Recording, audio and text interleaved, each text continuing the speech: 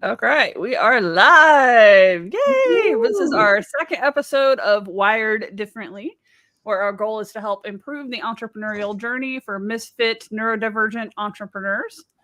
So today we've got me, your business designer, Christina Hooper, mindset Melanie Branch, and our fractional COO expert, Victoria Caldwell. All right, guys. So bring your questions. We are here to answer questions for you guys. We are here to help you get where you need to go and unlock the things that are blocking your success. So drop your questions in at any time while you're watching. Today's topic is going to be leadership because we all approach leadership slightly differently. Hey, Katina! Yay! So from a leadership perspective, I'm talking about it and how it affects your business design, right? How you as a leader have to show up if you're going to create clients, if you're going to create a mission for your company, things along those lines. Melanie, you tackle leadership from a mindset perspective, right? Yes, I do. Because you are, in fact, the first person to declare yourself a leader. So you have to believe that you can, in fact, lead to do it effectively. And then Victoria is approaching leadership from the how do you show up for your team and lead your team the right way perspective, right, Victoria? Yes. Yep. Yes. So we're all kind of coming at it from a slightly different angle, but it matters to have all three in harmony, right? Because you have to be a leader for your clients. You have to be a leader for the world. You have to be a leader to yourself. You have to be a leader to your team. So it's all super important. So I know I talk a lot of times. So Victoria, do you want to start with you this time? Like, let's get you talking a little bit more in this episode this week. Oh, What does it mean to you to show up as a leader for a team? You know what? And the interesting thing about that, because I like to say, you're really showing up as a leader for, well, it sounds like the same, but as for the organization. And then you mentioned something very important also for the world, because if you're like us and we're more mission driven and more purpose driven, there's a why behind why you're doing what you're doing. And then that why has to be communicated not only to the people you're serving, it has to be communicated to your team so they also know why they're doing what they're doing and how their job impacts this getting done. And from a team perspective, it gives them more meaning in terms of now it's not just a job. Now I'm fulfilling a purpose. It's a mission. It's something bigger than myself. So it helps bring more productivity to the team. It helps bring the team is more productive. They have more a sense of pride and love in what they're doing on top of just being able to do their job. Now, on the other side of the leadership is making sure you get the right people and then making sure you retain those people. Yeah. Because, everyone wants top talent, but then top talent has choices. So how do you attract and how do you retain them? So it's a big topic. And my favorite. Yeah, I mean, I know it can be a challenge. Most people struggle to do all three, right? Like some people will naturally do one of us very well, but they're not going to do all of us. Right.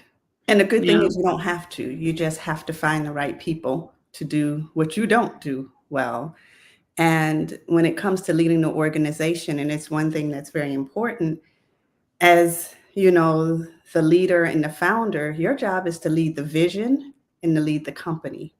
But you don't necessarily have to manage the people. You just got to get the right person in place to support you in doing that, which is usually a VP, a COO, when you're ready for that. But at least to have that in your mind, thinking that, oh my gosh, once I grow this organization, I'm going to have to deal with the people. And you really don't.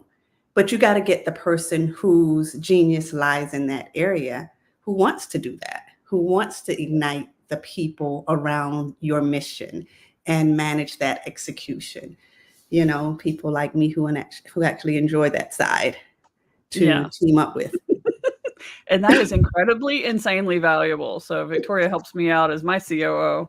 and is helping with the managing of people, including the managing of me and my daily to-dos sometimes. So it's, yeah, not one of my strong suits, but again, knowing how to find the right people and knowing how to help, that's a big part of it. You know, Melanie, what does, leadership mean to you in the mindset realm? Leadership means confidence and not second guessing yourself constantly and not worrying about all the things that could go wrong and whatnot. And yes, when we're planning a new launch, identifying potential issues is important, but focusing your attention on all the things that could go wrong to keep yourself from ever taking action is never going to help you. So really thinking about leadership as you are not responsible for everyone else. However, you do need to set the example of what it is that you desire and what it is that you're going to tolerate. Whether you're leading your company, whether you're leading your family, whether you're leading your friends, doesn't really matter. I see leadership as the way that you choose to behave when people are looking or they're not looking. Yep. I like that. That is a really good definition of it. And I know my internet is so bad. I'm so sorry. Fine. And I guess is it as bad for you guys as it is for me? It's a little delayed. It's a little delayed, but I won't say bad. It's a little delayed, but like once you start talking, so like I'll ask a question, there's a little awkward pause, and then it picks up and it's fine after that. So first time I've ever had an awkward pause in my life. I think for me, leadership is it shows up more in how we design your products. So we have to like think about what you're selling, how you're going to show up, how you're going to be able to market, how you're going to like, I'm looking at how do we use you as a leader, as an innovator, as an expert in your craft to grow your business initially, right? To grow your empire. Like ultimately we do want to grow a business. It's bigger than you. But in the beginning, it is all about you. So we need to help people understand who you are, what you stand for, what your values are, and design that business around that. So that's kind of how I'm approaching leadership. We did have one question come in from Neurodivergent Ventures, or Katina. So she's one of our students over at the Neuro-Spicy Academy. She says, when focusing on being a leader for your clients and approaching the tough conversations, what are things to consider when delivering tough news or direction for clients, especially when you're neurospicy? I love this one. Melanie, yeah, go for it. Okay. First and foremost, it is always worse in your mind than it is in real life. So you are picturing a conversation that's just going to be heart-wrenching and terrible, and they're going to hate you, and it's never that bad in real life. So remembering that you can envision it to go well, or you can envision it to go terribly, but the only difference about that is not the outcome. It's just how you're making yourself feel up into that outcome. So don't visualize it going crappy. No. I'd say from like a business design perspective, I would be looking at how can we proactively handle this situation a little bit more, right? So how can we design your business so that upfront in your marketing, in your sales, in your onboarding systems for that new client, you're communicating expectations, you're communicating and you're setting that tone for how you're going to be handling them, right? Like, are you direct? Are you somebody who walks them through the problem and helps them discover that it's a problem, right? Like I tend to be a lot more blunt. That's my style. So that has to come out in my marketing, in my sales, in my onboarding, that if you ask me a question, you're going to get a very direct answer. I'm not always going to be great at sparing your feelings, but I'm coming from a place of, positivity and helpfulness and not necessarily a place of you suck, right? So setting who you are up front kind of helps with some of these situations down the line. So anytime these happen, I'm looking at what could I have done differently in my client success planning, in my client acquisition systems, in my leadership positioning to help somebody understand this is how this works. This is how we're going to be working together. Right. Now, what about you, Victoria? Because like you have to manage the client relationship and the client expectations, but at some point you're also going to have to teach your team to handle client facing situations. And in addition to what you've already mentioned, which is very, very important, it's also, I think one of the most important aspects is making sure you're listening. Making sure you're listening well, making sure you're understanding. Let's say if there's a complaint or something, or you're listening well enough to be able to be clear that you understand what's going on in their world, and then reframing whatever you have to say within that context, because you're there to help them, you're there to support them, but making sure that you're listening and reframing whatever you have in a way that they get it and they connect with it, helps a lot. And it's the same thing with the team, because different people on the team, we had this conversation, we process information very differently. So we could hear the same thing and we've all processed it differently. And so asking questions to make sure you understand that the way they're processing it is the way you're processing it. And sometimes you got to go a little bit deeper. And then understanding from the team perspective. Now she's talking about clients especially, but from the team perspective, understanding how they process information to begin with. Now, as the leader of the company, you're not going to go through all of that because you don't have time, you don't want to do it. But that's why it's important to have someone that will. Yeah. On having those systems in place so they know what to communicate, when to communicate. Right. Your team is going to be able to lean back on these systems that you built when they get into a tough situation. It's part of why we have to systemize and we have to plan for our business being bigger than us. Like right now, you deal with every single client potentially if you're a small business owner, but that's going to change. A lot of times we outsource the doing of tasks first. But as you grow, you're going to have to outsource the client relationship management, and you're going to have other people on your team that are talking to clients. And everyone needs to be on the same page. Yeah. I mean, it needs to sound the same across the board. Like it doesn't matter who you talk to, you get the same response. When you get interesting situations that come up too, like I remember one of the first times I gave my employee permission to fire a client. She's like, I can? Really? I can do that? And I'm like, you just told me how horribly they talk to you. I communicate to clients up front. You're not going to mistreat my staff. This is etiquette.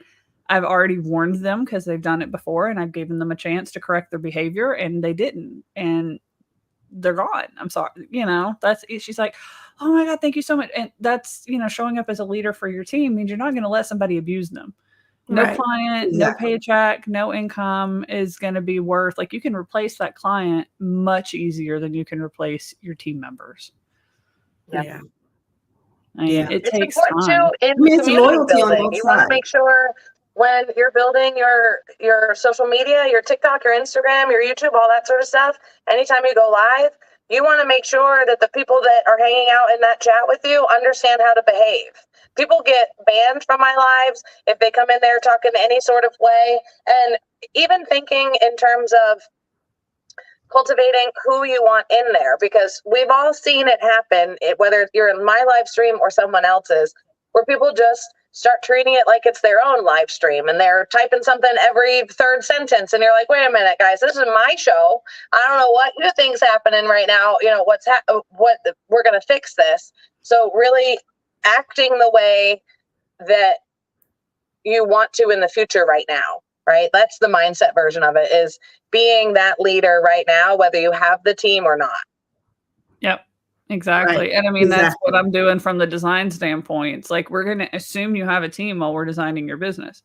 Yeah. We're going to plan for what you're going to do until you do, but we're going to assume that that's where you're going. Right. That the goal is to get yourself through those different exits, to get out of, get off the line of the day-to-day production, get, off the staff. So you don't actually have a position in the company anymore. You're leading it from the top. And then ultimately you're able to sell it, or you're able to hire a CEO to take your place. Like most people wear that I'm a CEO badge of honor. And that's not the goal for an entrepreneur. An entrepreneur is to hire a CEO, so that you own multiple businesses and you get your freedom back, not to become the CEO of your company, right? We're not dreaming for a job role in our company. That's not goals. We want to just own the thing and make money for owning it. And I think a lot of people, they lose sight of that. We jump into being an entrepreneur. We don't like jobs, and then we end up designing a job for ourselves inside of our company for forever. And not one job, like 13. Yeah. Like we give up one job with like one horrible boss and replace it with, 20 horrible clients sometimes for most people because they're not showing up the right way. Yeah. So it's like understanding what it means to actually be an entrepreneur. It means that you own the company, but that doesn't mean that you have a job to do inside the company. I mean, when it comes to leadership, I just had a client who graduated my 6-month program, and she had fired all of her clients 3 months into us working together because she just couldn't put up with it. Every other message from her I was getting was like, so my client just said this, and it's really making me mad. Does this make sense? I was like, your client said what to you? Why is this your client? So in the middle of it, she just said, yep, you know what? None of these people are right. This isn't what I want to keep moving forward with now. And now she's hiring the first person on her team. Awesome. Yep.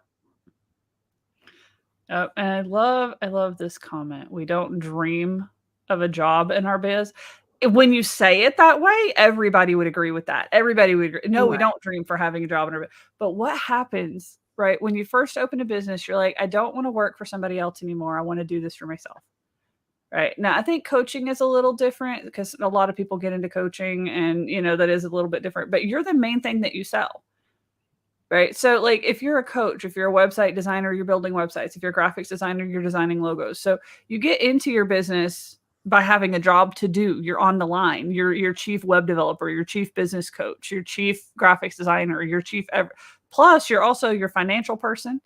You're also the CEO who's running the whole thing. You're also your HR person. If you're outsourcing any work or hiring anybody to anybody, well, now you have HR stuff that you have to deal with, right? You're also your chief project manager.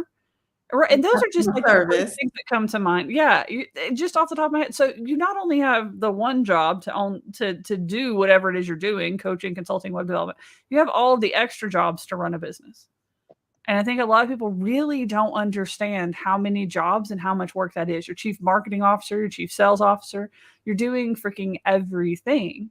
So when you think, oh, why can't I get more client work done when I have 40 hours a week? It's because you don't have 40 hours a week. You have maybe 20 hours a week that you can spend doing billable work if you're working a 40-hour week. Because not to mention the fact that you're not sleeping well because you're worried about all the open projects that you got going on that you don't have any time for, or you're going to sleep very late and then trying to wake up very early and just depleting yourself by burning the candle at both ends. Yep. Yeah. I don't do that ever. No. Ever, never, ever. So, I mean, yeah, we don't necessarily, like, when you say it, like, we dream of having jobs. That's not what we dream of necessarily, but we do start to wear it as a badge of honor, right? Like, when business owners are busy and they're hustling, and it's like, so, hey, how are things going today? How's life? Hustling, burning it at both ends, right? Like, we wear it like a badge. All the things Melanie just said are a bad thing. We wear like a badge of freaking honor. And it's like, we're updating our profiles on social media and we're like CEO of Sparkative. So we're not dreaming of a job, but we're celebrating the fact that we have one. You know what I mean? Yeah. So it's like, I think that's one of the biggest mindset shifts as an entrepreneur is I'm not trying to create a job. I'm trying to work as hard as I can to get out of one. Right. That's the plan. That's the strategy. But we need to do it without burning out. We need to do it without stressing out. We don't need to wait to enjoy life until we have arrived.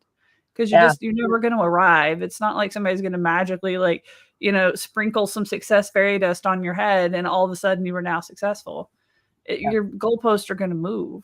Like the amount of money that would have made me happy 10 years ago is not the same amount of money that makes me happy now. Yeah. Not at all. Not at all, not at all, not at all. And I think it's another thing along those lines, and this is something that I'll probably be teaching more in the academy, is each stage of business has its own strategy for getting to the next stage. There's what got you here won't get you there. Yeah. And the important part is in that first stage, doing everything is the strategy. Like that is the strategy for that stage. For stage one. After that, there is a stage where you need to start hiring, which is obvious.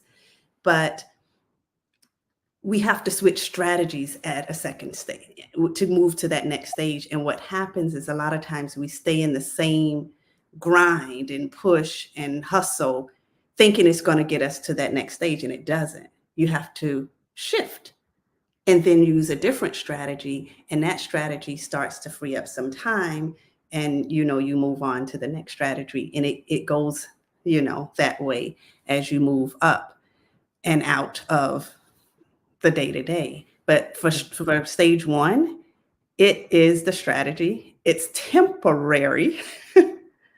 It's supposed to be temporary. The problem is when it doesn't become temporary, it becomes your life, and that's not well. And if we think about it too as not waiting for a certain milestone to start enjoying yourself, the more you celebrate, the more momentum you build. Because if we think about it from the neurological perspective of a neurodivergent person, we don't have enough dopamine. Our dopamine receptors don't work properly, and our dopamine makers don't work properly. The whole system is shot.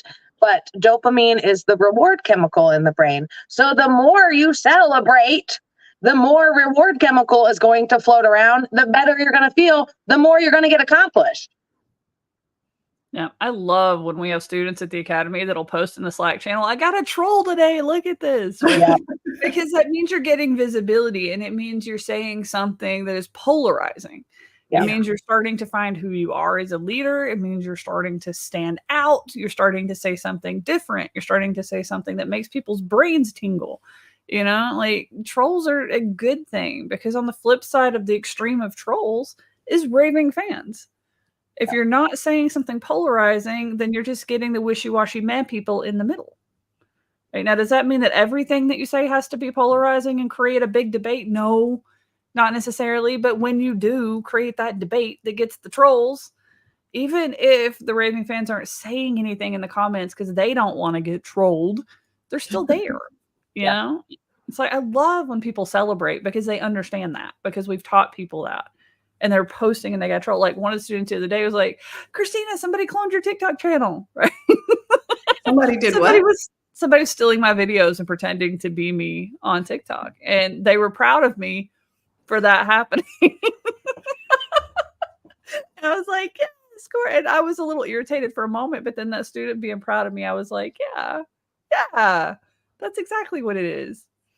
Yeah. We're supposed to celebrate that. Celebrating with the right people is so important. That's why finding your community of fellow entrepreneurs that have big, gigantic goals and big, gigantic challenges to those goals is the place to do it. Because I tell you what, we were just talking about this in my live this morning.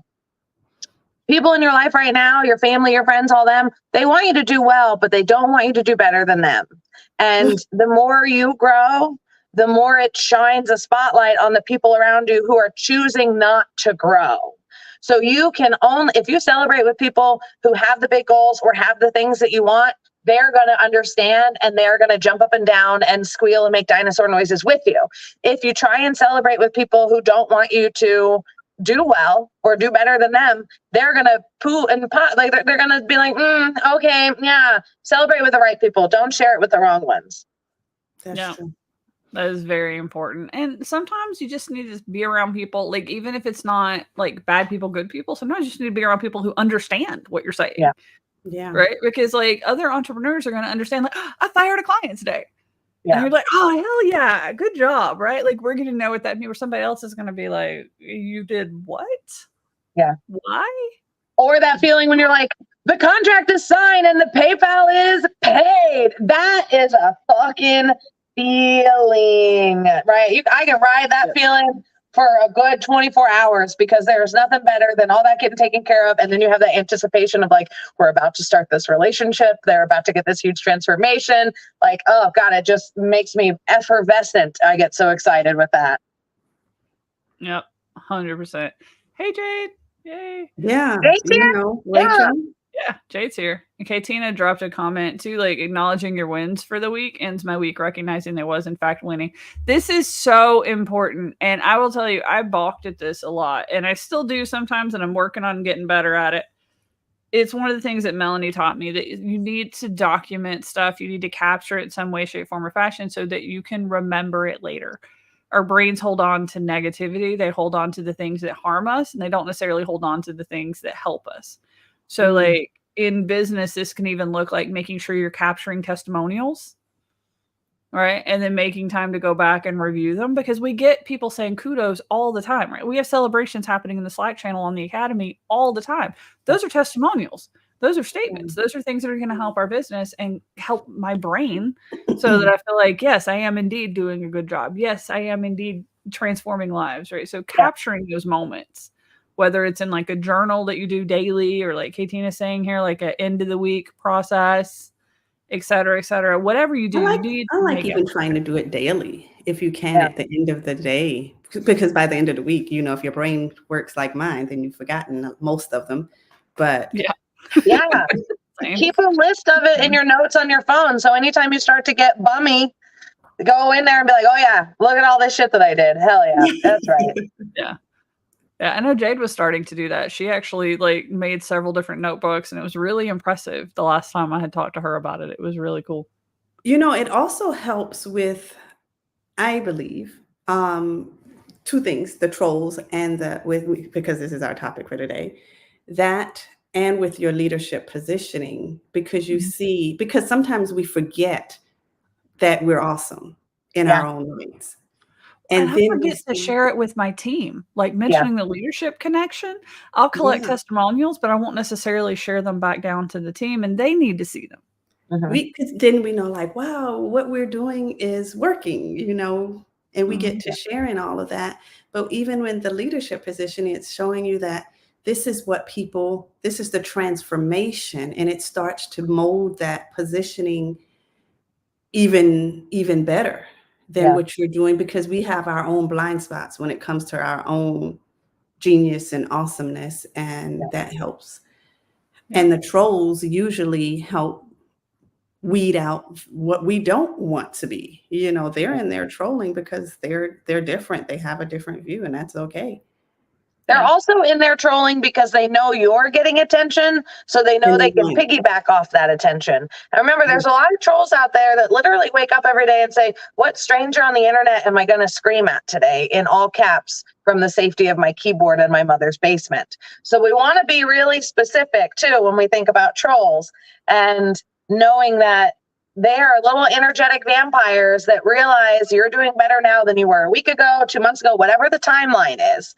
And now, instead of creating their own spotlight by combining their sparkle and their darkness together, they're like, well, you already did it. Let me just kind of steal some of yours. So trolls, I've gotten into conversations with one troll before on one of my videos probably a year ago. And by the end of it, we were going back and forth so much. By the end of it, he literally said, have a blessed night. And I said, you too, bud. Because I was able to get him to like understand, like, what is this even happening here, right? Like, who are you attacking? That sort of thing. So you never know where it's going to go. Well, and it all turns into stuff that you can use to design your business, right? The compliments as well as the trolls. Because like, think about the comments that a troll is saying. Even somebody who is a potential good client may have similar thoughts. They wouldn't troll them on you the way a troll would, but they're going to have similar thoughts. Those can turn into FAQs on your website. Like, you know, oh, when you say this, does it actually mean that? No, this is what we mean by, you know what I mean? So like the trolley comments as well as the testimonials, people struggle with, how do I word things? How do I say things on my website and my marketing? Your trolls and your raving fans are going to tell you that. Yeah. Right. Like, you guys are dropping comments, and these comments are going to become content. It's on my list to do that. We actually do have a question. How do you guys celebrate the small wins?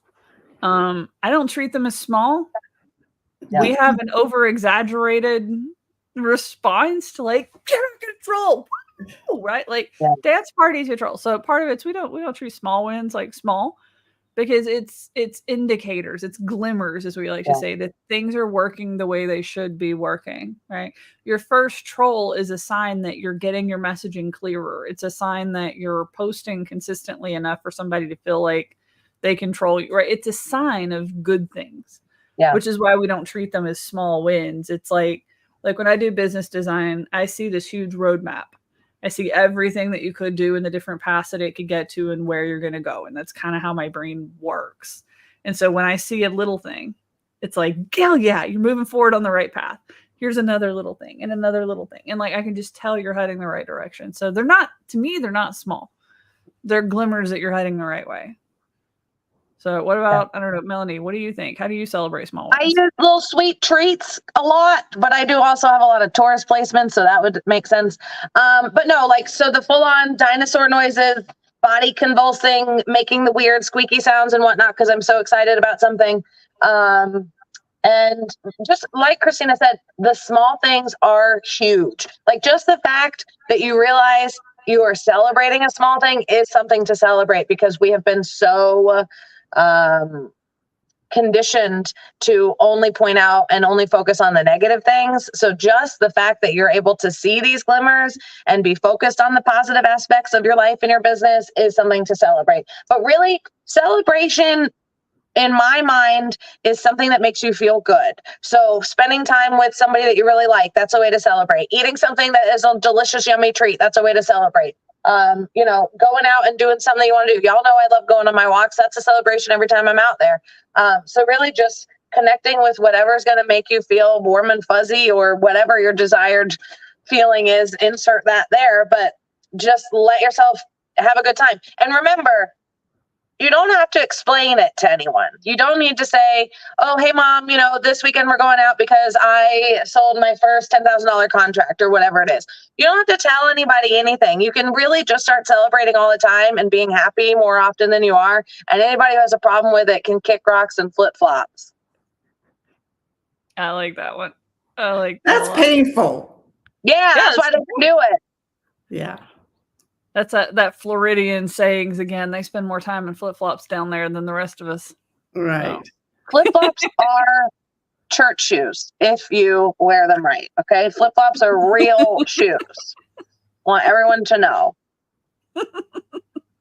What about you, Victoria? I know, like, so celebrating small wins, it's important to do that for yourself, but there's a lot that happens from a company culture and from a team standpoint as well around celebrating small wins, especially if you're out here having these wins in like marketing and stuff, and you're not, you know, your team's not part of that, right? Or having wins that you celebrate within your team. There's so many different angles to come at for that question. And that's the important thing is even setting that as a company culture to celebrate and to share when something, because, you know, if it's like you said, if it's a smaller win within the team, but celebrate when somebody has a win. Yeah. To celebrate that within the team, and to celebrate it in the way that this person feels valued. So two, you create that company culture where you're excited for each other, you support each other, and everybody is cheering each other on.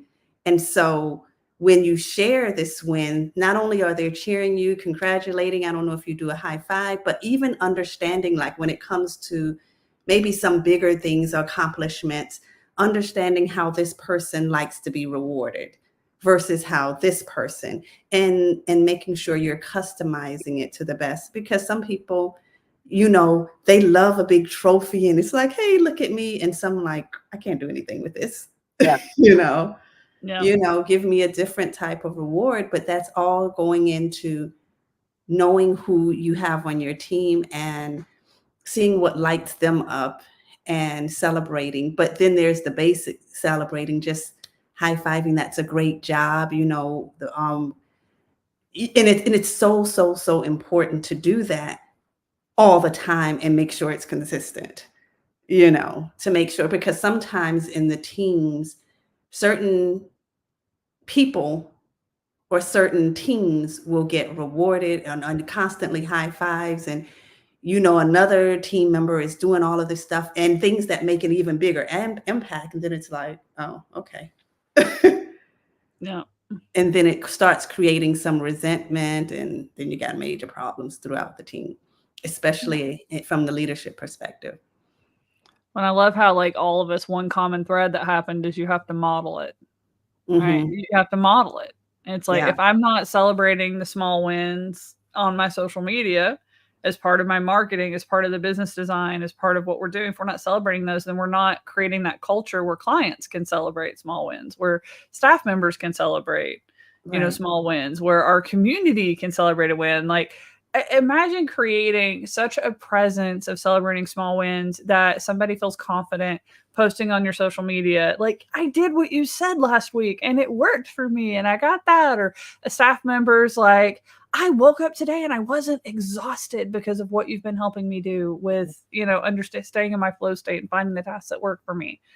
Right? Like, imagine you're able to model that. And that, Rachel Rivera, this beautiful girl who's been commenting this whole time, she's on my lives every single day, and she successfully now has tracked her energy for 7 days, I believe it is, but math and me are not best friends. And she told me that 2 days ago when it was 5 days, and I said, holy shit, that's longer than you've ever been able to practice consistent self-care on yourself, of just writing down how you're feeling 3 times a day. And that's kept the ball rolling. She's, 5 days of checking in with yourself 3 times a day is huge for what all these women out here are running around doing and not taking care of themselves and taking care of their family and their business and their this and their that and doing. You cannot have big dreams and not take very good care of yourself. The two, that just can't happen. Yeah. So celebrate everything. So I like that. That was a really good answer to how do I celebrate small wins? There are no small wins. Yeah. And that's why community is important too. Like with the Academy, when you share it with people who are like-minded, like Rachel posted here, prefer to be around Neuro-Spicies and entrepreneurs, especially being around entrepreneurs and stuff, because when you got people in your life that are not entrepreneurs, they don't always get it. And it's like you can tell someone else, I improved my conversion rate by 0.4%, and they're going to be like, what does that mean? Well, like, imagine that you get, 100,000 visits to a website page, 0.4% more customers is good.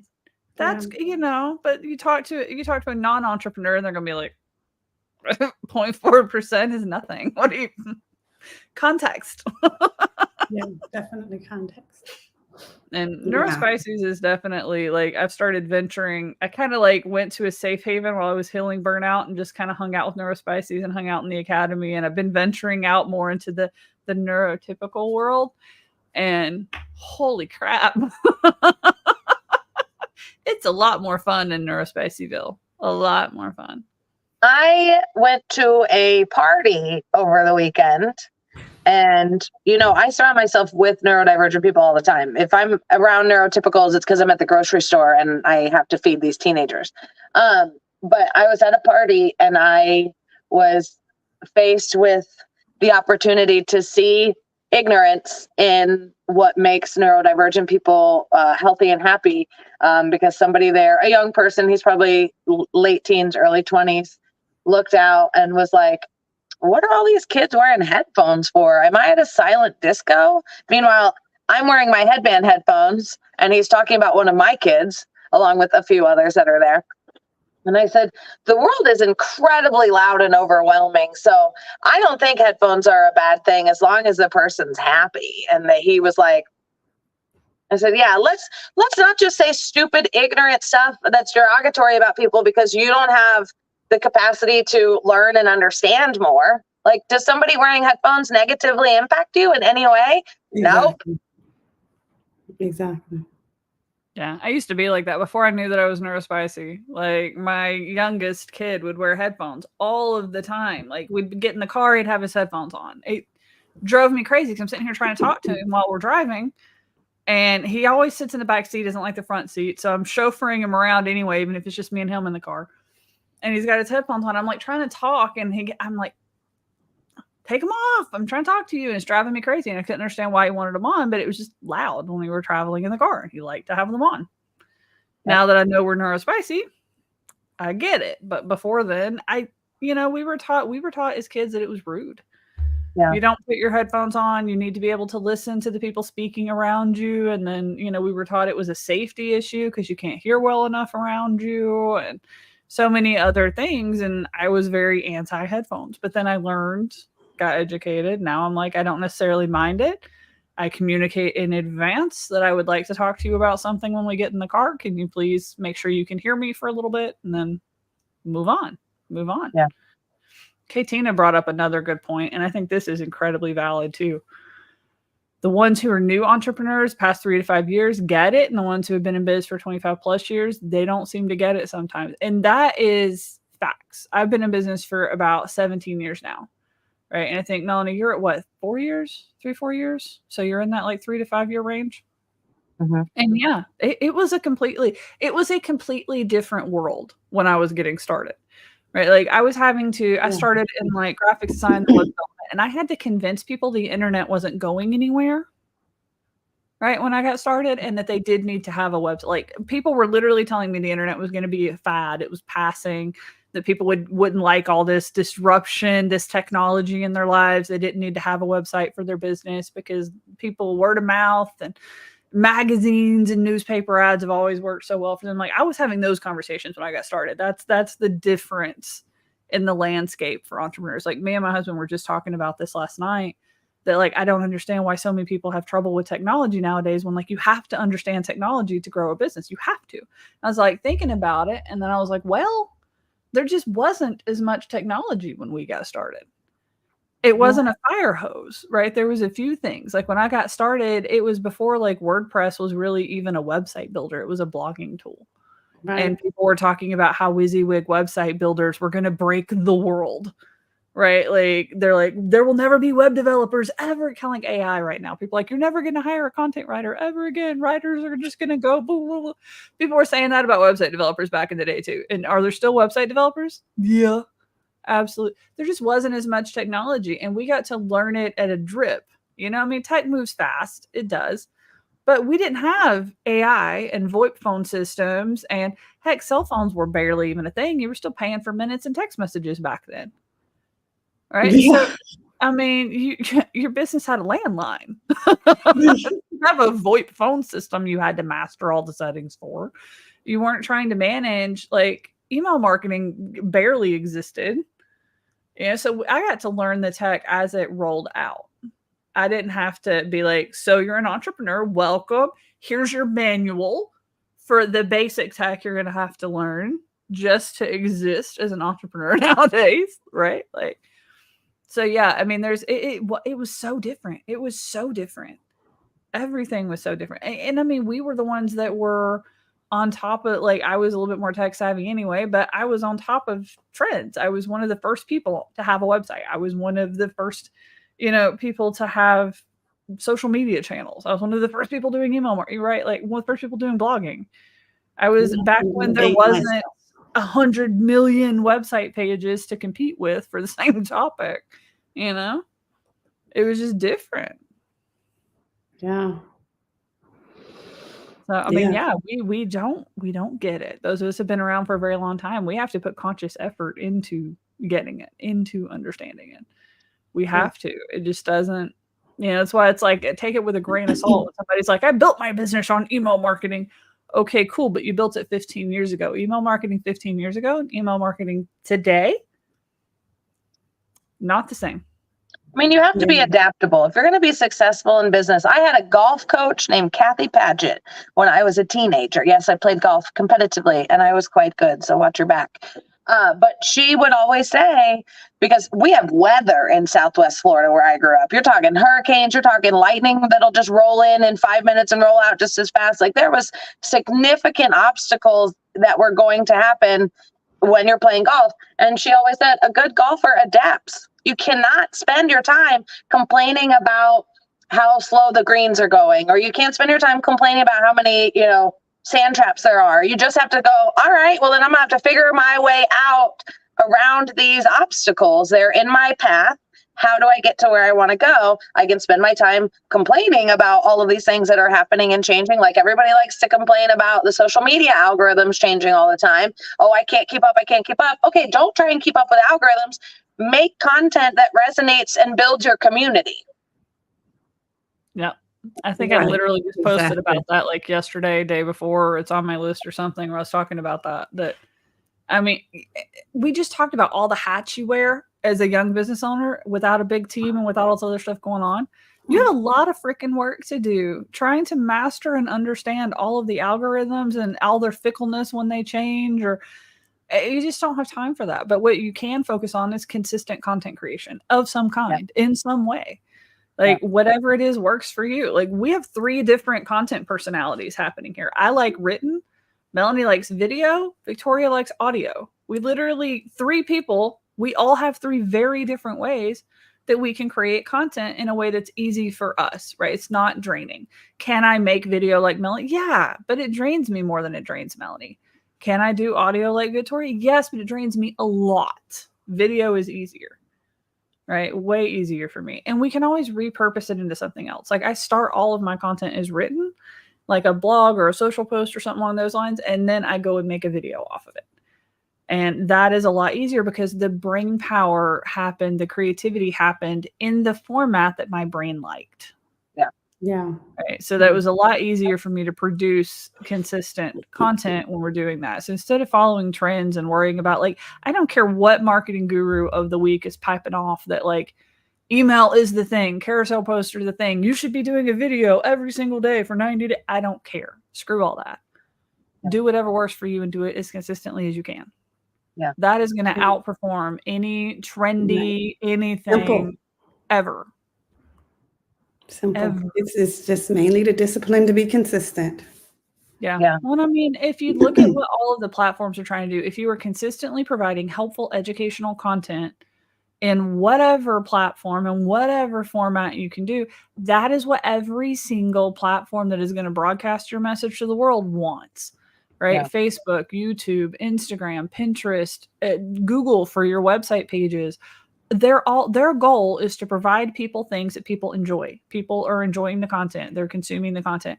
Like if you're hanging out on Facebook and you're not enjoying the content, what are you going to do? You're going to quit hanging out on Facebook. Facebook would lose its user base. I gotta go. I'm going to call for my kid's school. I'll try and be back. Okay.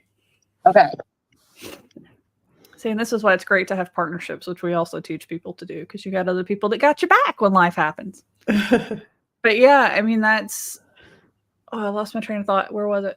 Oh, consistent content. Yeah. So that's what all of the platforms, they're looking to keep people on the platform, enjoying the platform, right? Google would not exist as a search engine if people weren't finding answers to their questions. Facebook wouldn't exist as a social media platform if people didn't enjoy getting on there, spending time and being social with other humans. So if you're being helpful on a consistent basis, educating people on what they need to know, what you do, what you sell, all that you're helping them get where they need to go. The platforms are going to reward you. That's it. That's all you have to remember. That is it. Run around, be a helpful human, build raving fans. The platforms will reward you. Done. Screw the rest of the algorithm stuff and all the fads. Right. Absolutely.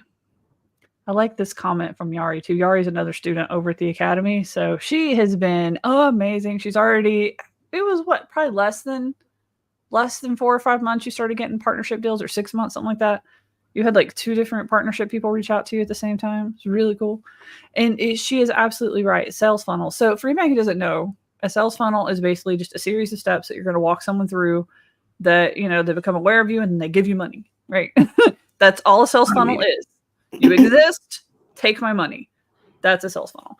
And yeah, they did exist back in the day, God, I feel so old now, y'all. I'm only 40. Technology just moves fast. But it was a thing. It was just a lot simpler and it was easier to wrap your brain around, right? Like I'm going to run an ad in a newspaper at a local golf club. It's going to have a phone number on it. People are going to call the phone number. When they call, I'm going to say things. I'm going to answer questions and I'm going to get them to take the next step. Maybe that's to come in for, maybe I'm like, say I'm selling used cars, right? I run an ad on the radio, the TV, the newspaper. They come in from the ad, they call, I talk to them, I answer the question. Yeah, I do have quite a few cars that would fit what you're looking for. Come on down to the lot and we'll talk, right? Next step is they come down to the lot. Next step is you're going to, provide them a quote. You're going to run their numbers. You're going to make sure they can pay. You're going to whatever. And then you're going to sell the car, right? So yeah, it was a sales funnel, but it was a heck of a lot easier to understand. It was tangible and we knew what was happening. We knew that that ad was working because they would call, and in the funnel, one of the things we'd ask is, where did you hear about us today? They'd be like, oh, I saw your ad in such and such paper. Or, oh, I saw your commercial on such and such radio. So, whatever. So you knew where it was coming from. Now we have hundreds of different ways that traffic can come over to us and can hear about us. And then they can buy from us and we don't even know, right? Like we have with the internet, people can literally come to your website. If you have something for sale that they can just buy, They can come. They can just come and they can buy. Yeah. And you might not ever even know where they came from. So yeah, sales funnels existed back then. Now they're infinitely more complex. There's tons more steps. Like, we wouldn't know the journey that led up to them making that original call most of the time. Like, or we would, back in the day, we would know they saw the ad, they called. But now, I mean, somebody might be following you on social media, never comment, never anything. They might not ever even hit the follow button. They might just go check your profile every so often to see if you've posted new things. They might be hanging out in your orbit for 2 or 3 years and you don't even know they exist, but they're following you and stalking you and learning about you and thinking about you and consuming all the content that you put out. And 3 years later, they're your biggest freaking fan. They've been referring people to you for, 2 or 3 years now. And now you get to have the first conversation with them. And they're like, yeah, I've been sending people your way for like the last 3 years, but I just wasn't ready to hire you myself. Yeah. And that's an important thing with consistent content as well, and leadership positioning, is that's currency. Yeah. It's attention, which is engagement with also the platforms like, they might be sharing how many things do we share, videos and stuff, with our friends and family, even if they have something for sale, we're not going to buy it, but we're absorbing, probably not going to buy it, but we're watching the content, we're liking it, we're sharing it. It's currency, because now they're introducing you to a whole new audience. And now your positioning and your leadership positioning is being spread. It's currency. Yeah. And you may not even know it. So that's another thing. Like, you focus on the input, focusing on the input and the impact that you're trying to make, and let the rest kind of take care of itself. Just be consistent with it. Yeah, Katina was talking about this on campus the other day, or in Slack somewhere the other day. But yeah, the people who've been reaching out to her lately have been DMing her, and they're not even engaging with any of her content. Like, they're not commenting, they're not, sharing it, whatever. They're just reaching out and DMing her instead. Yeah. And it's like, very true. I mean, once somebody reacts, like, we know somebody can see us when we react to content, right? If you like, if you comment, if you share, we know now that the platforms are making that visible. So it makes us less likely to want to engage, because we're like, well, if I like this, they're going to see it. Other people are going to see it. And then you've got some like skeevy people nowadays, and some bots and some automations. If you like or engage with content, it'll fire off a DM at you or whatever. So people are a little more hesitant to engage on content now. It's like, I can't tell you how many times I've been scrolling and then I'll see something I really like and I'll type a comment and then I'll just delete it. I do that all the time. Yeah, I do that all the time too. I do that for several reasons, because it's just like, you know what? Never mind. It depends, especially on what it is, because yeah. So here's a good one for you. When managing contractors, what's the best way to create accessible processes and let them have autonomy in the work? So, and I don't know if you mean, it's been managing contractors. Here's the, what I like to do when managing contractors. I'm very particular about how I choose them. That's number one. So I'm going to choose them based on, so I have a strong weed out process for contractors. So usually it's almost like the hiring process too. So, you're talking about the, to create the accessible process. The first part of my process is to make sure I get the right contractor to begin with. And I need someone who can think outside of the box, like don't need me to think for them. So I may give them a task. And when I'm searching for that contractor, I know this is how I chose my developer. I chose my developer, and he's been with me for over a decade. But I chose him because I needed a web developer, but I said, I need someone who can customize, and this is dating myself, this particular WordPress theme. That was going to be my deciding factor, because that was going to show his creativity, or her. It was going to show the creativity in how they were going to approach the task to begin with. Now I know he can be creative, he can think out the box, and he can be he can work autonomously. Not everyone can. They need so much guidance and direction. And then I can trust them. Then I can give them the guidelines, especially when I'm working with a creator. I don't like giving them too much. I'm like, this is what I need you to do. This is what I need you to do. But I don't try to give too many restrictions. So the second thing is understanding that role and then giving them guidelines on what you need, because sometimes, when I'm working with a creator, they can get a little bit, all over the place, because if they don't have certain guardrails, then they start doing stuff that you don't want them to do. So that is number one. But if you have a set of processes in place, like this is why we also say when you're doing a process, you document it. Yep. As much as possible. You document it while you're doing it. And if you like it done in a particular way, you give it to them. And they're going to do one or two things. Either they're going to do it the way you say do it, or they're going to do it the way you say do it, or do it and improve on it, if you've chosen the right person.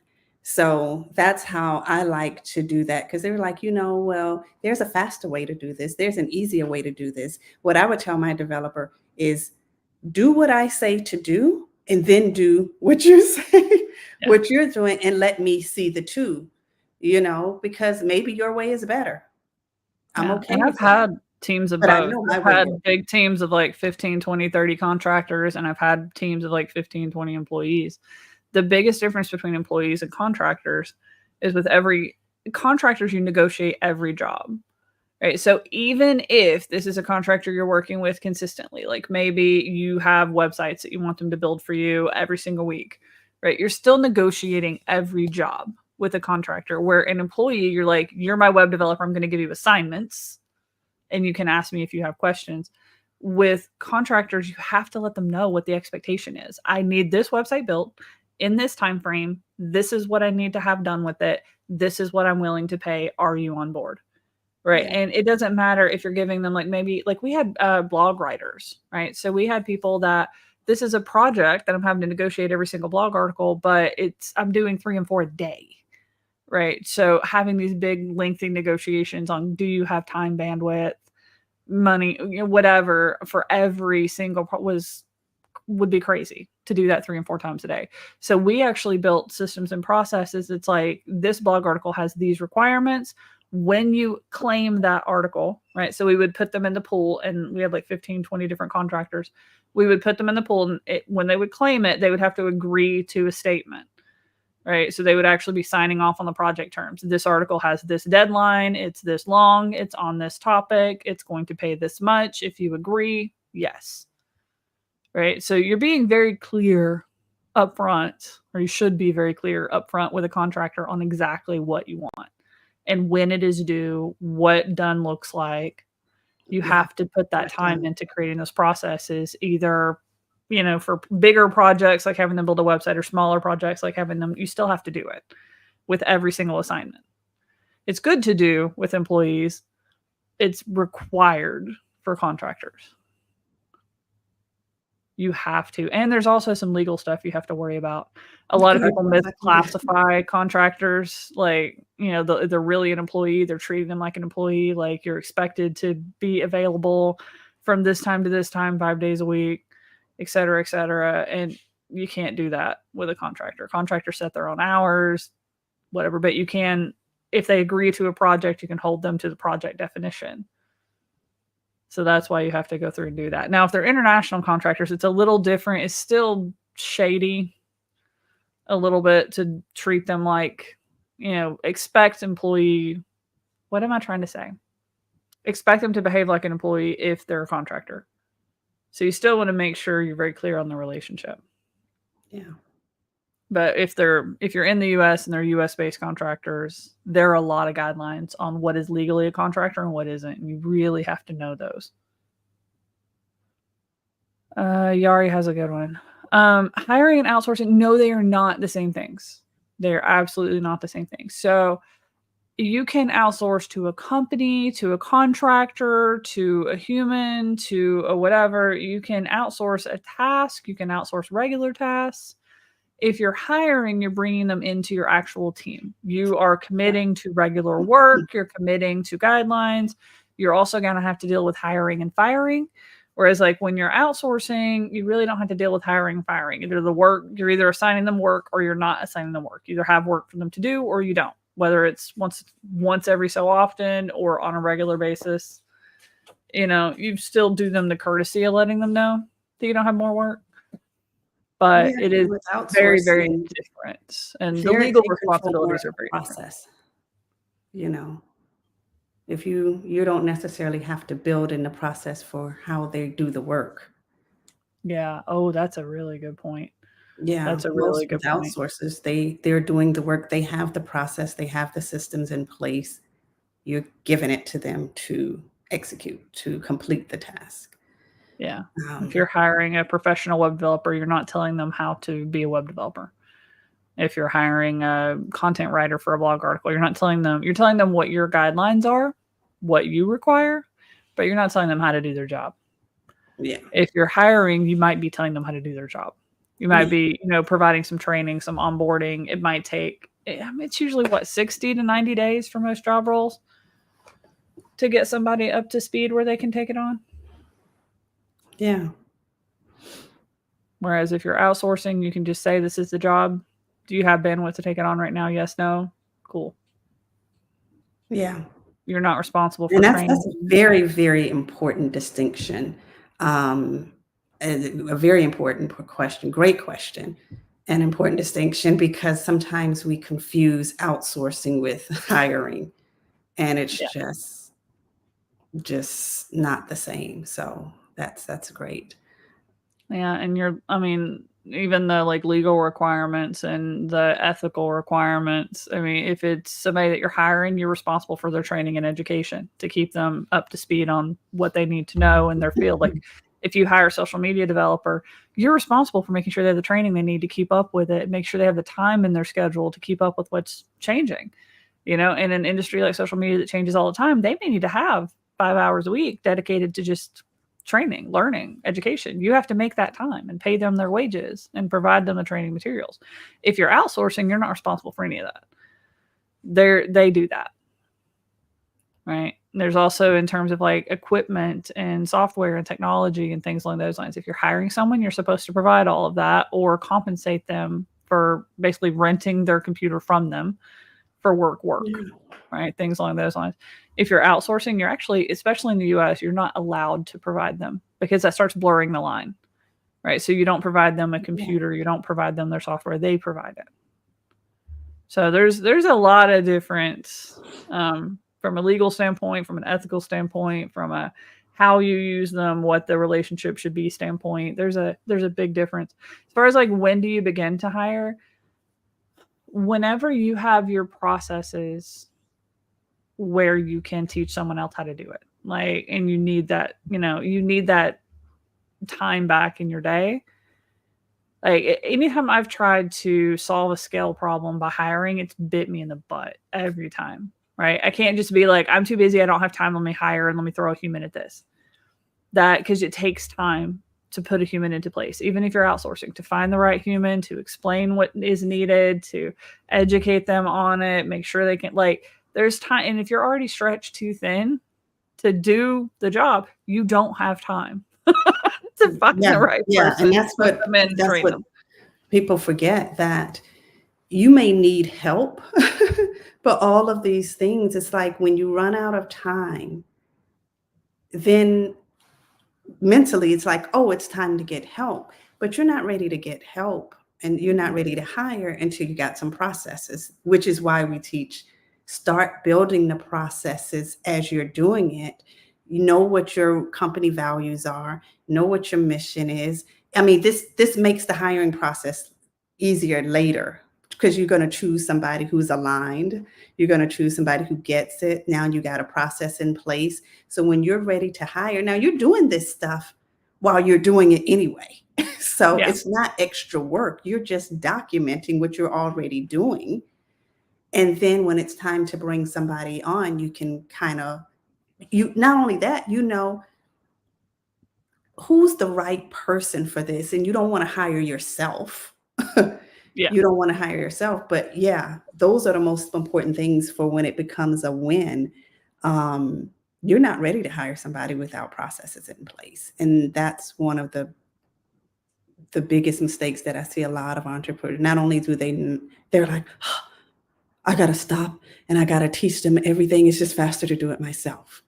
Yeah. Well, I mean, you're going to have about 5 to 10 hours a week for a new hire for at least 2 to 3 weeks before that's going to go down. So if you don't have 5 to 10 hours a week for the next 2 to 3 weeks, you can devote to working, like finding, onboarding, and working with a new hire, you're not ready to hire, right? And if you don't know exactly what their job is going to be, then you're not ready to hire. You probably need to, I would say the exception to that is if you're going to work with a consultant or somebody who can help you build the process. Right. And that is where it works a little bit different. Like I struggle with team management. That's something that I can't build the process for it because I don't know how to do it. It's not something that I'm very good at. So, but it is something that Victoria is very good at. So bringing her in to build that process is a little different of a hiring situation, but the time investment is still the same. It's still like Victoria has had me typing up and documenting so much stuff. I feel like my hands are going to fall off, right? We spent months doing the initial documentation just for her to understand what we sell, what we do, so she could even help consult. So you have to have the time, but that would be maybe the loophole, and you don't have to have the processes as if you're intentionally hiring somebody who builds processes. That's a little bit of a loophole, but most of the time your first jobs are going to be delegating little annoying busy things like repurposing your content on social media or something along those lines. So you need to have your processes. You need to know this is what I want to have happen, or have the time to consult with somebody who's going to build the processes or something. So hopefully that answered that question. I know we are a little past our hour here. So I'm going to wrap it up with that question. That was a really good note. That's a really good question. Yeah, it's a really tricky one, and it's a little bit of it depends. So it's hard to set some like hard and fast rules. That's a whole episode by itself. Yeah, which we will be. That's a whole episode. That one will probably happen, I think, coming up in the next few weeks. Yeah, and then that's one of the pieces of content I was working on, brainstorming yesterday, that when do you know when it's time? And she brought up a good one that I wasn't thinking about at the time, with hiring versus outsourcing. And awesome questions today. A little bit easier to start, but yeah, really good questions. I love it. And guys, we do have the sign up page up now. So you guys can go over to neurospicyacademy.com/show. It's on the screen right now. That's where you can sign up for reminders to catch us live. If you don't want to sign up for reminders, that's okay too. You can bookmark that page. It has the links to come join us live every week, as well as the links to watch all these recordings, so you guys don't miss anything. But yeah, head on over there and sign up, and we will send you an email reminder every week. Yeah, Claudine said, I love this. The work that happens behind the scenes, so important to understand. Yes, absolutely. Yes. Absolutely. Yes. So if you're doing it now, start documenting these little steps. You will thank yourself later. You will. I promise you, you'll thank it. If it's a little step, you just, okay, then I do this. Then I do this. Then I do this. And it saves you mental bandwidth for now, right? Because you don't have to worry about, did I forget something? Did I do everything I was supposed to do? So even while you're a show of one, it's going to help you save that mental bandwidth that you can put towards other things, which is nice. But as you grow, it's, like Victoria said, it's going to make it so much easier to plug someone else in. You've already got a SOP, a standard operating procedure that you've used, that you've documented, that you've kept up to date because you're using it for yourself. And you can just plug someone in and say, I want you to follow this checklist. And that is so much easier. You will onboard somebody, like that can take that 90-day training timeline down to 60 and sometimes even 30, depending on the job. And you get the right genius in there. They'll even improve on it and make it even better, because now that's their genius. Yeah. They're like, have the time and the energy to put into to do that. And they'll love it, because they're like, oh, really? Is this the way you've been doing things? Look, it's working for me. I got a better way to do it. And so they'll build an even better process. And you're like, cool. I love when that happens. Like I've had a few hires over the years that have done that. And when that happens, it's just like, oh, thank you. I have arrived. Please take this away from me. Right. That's the thing about getting the right people in those roles. It's like, yeah, they're going to do the job much better than you. Yeah. 100 times better than you, and enjoy it. Yeah. And that's So, what you want, a team where all the roles are filled by people who love doing that job. They're in their zone of genius. They're in their flow state all day long, and they're doing the best. Like, instead of you half-assing every single thing that you need to do in your business, you have people that are doing everything to the best of their abilities. Imagine the potential. yeah, Right. that's my entire goal when I'm working with a new team or whatever. If they're not in their zone of genius, at least 80% of the time, we got a problem. Yeah. Absolutely. All right, guys, we are over time. I'm going to wrap it for today. Thank you. Make sure you go over to neurospicyacademy.com/show and sign up if you want us to remind you when we're going live every week, or join the Academy totally for free. And you'll be in our Slack channels, and we post reminders there as well. So we do have a totally free membership tier for the Academy, as well as a 7-day trial of our paid tier. So check those out, and we'll see you next week. Same time, same place. Yes. Thanks.